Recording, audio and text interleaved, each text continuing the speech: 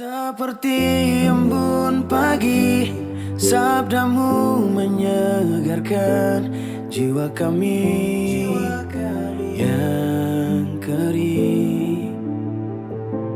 Sabda Tuhanlah jalan kebenaran dan hidup, tuntun kami hingga selamanya.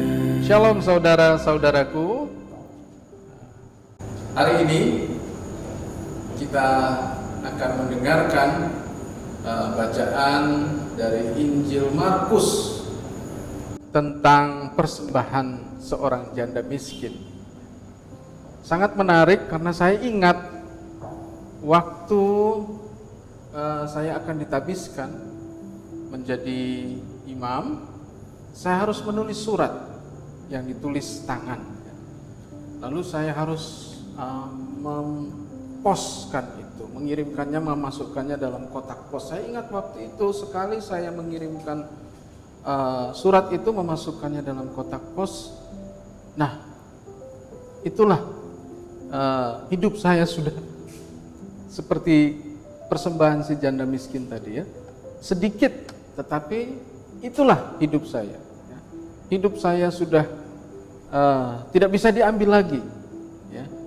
Surat itu sudah terkirim ke uskup dan tinggal menunggu balasan untuk ditabiskan. Seperti embun pagi, sabdamu menyegarkan jiwa kami. Dalam Injil hari ini kita mendengarkan kisah bagaimana Yesus memuji seorang janda miskin, sedikit pemberian dari janda miskin itu untuk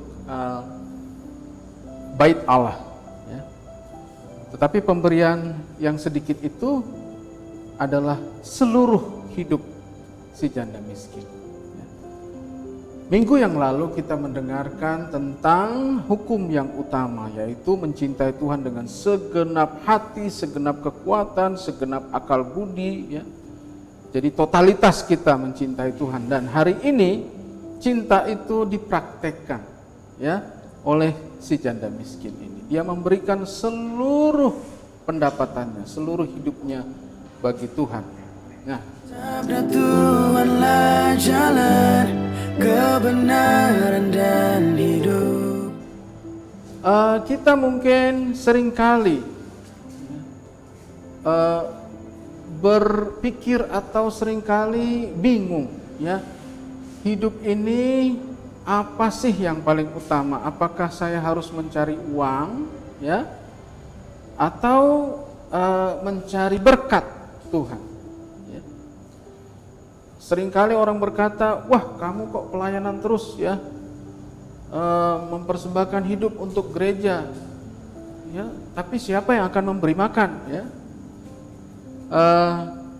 Kerja yang paling penting ya, karena dengan pekerjaan kita memberi diri kita makan ya, kita makan dari pekerjaan kita. Itulah fakta hidup kita sehari-hari. Tapi seringkali kita lupa bahwa semua pekerjaan itu diberikan oleh Allah, dan kita hanya berfokus pada pekerjaan, pemberian itu. Kita lupa pada yang memberikan. Seperti embun pagi, sabdamu menyegarkan jiwa kami. Para saudaraku yang terkasih, dalam bacaan pertama hari ini ada kisah seorang nabi besar, Nabi Elia ya. Nah, hari ini Nabi Elia pergi ke Sarfat menemui seorang janda juga ya, dengan anaknya. Bacaan ini seringkali saya kutip untuk menjelaskan bagaimana berkat Tuhan itu bekerja dalam hidup kita ya.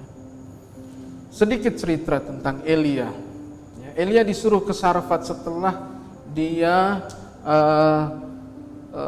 di Israel waktu itu ya, kekeringan ya. Karena apa? Karena rajanya mendua ya, rajanya tidak setia kepada Tuhan dan hukumannya adalah kekeringan ya. Dan Elia pergi ke satu anak sungai yang kecil, kata Tuhan, pergilah ke situ, nanti ada burung gagak yang akan memberi kamu makan dan kamu minum dari sungai kecil itu. Dan akhirnya sungai kecil itu juga kering. Lalu Elia pergi ke Sarfat. Di Sarfat dia bertemu dengan seorang janda ini. Janda ini sedang mengumpulkan kayu api.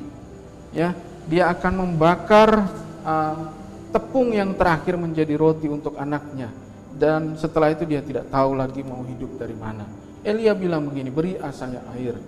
Dia beri air, si janda ini beri Elia air. Lalu Elia bilang, berikan saya roti. Lalu si janda ini menjelaskan, Tuhan, ya, demi Tuhan Allahmu, ya, ini kita sudah kekeringan dan ini adalah tepung yang terakhir. Saya tidak tahu lagi nanti kalau saya bakar tepung ini saya makan apa. Tapi Elia bilang, beri saya roti atau tepung kecil itu, kue dari tepung itu.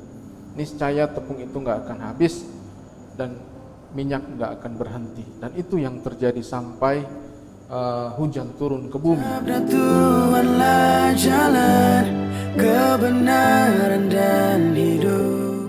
Seringkali kita berpikir, kita mohon kepada Tuhan, Tuhan berkati hidup saya.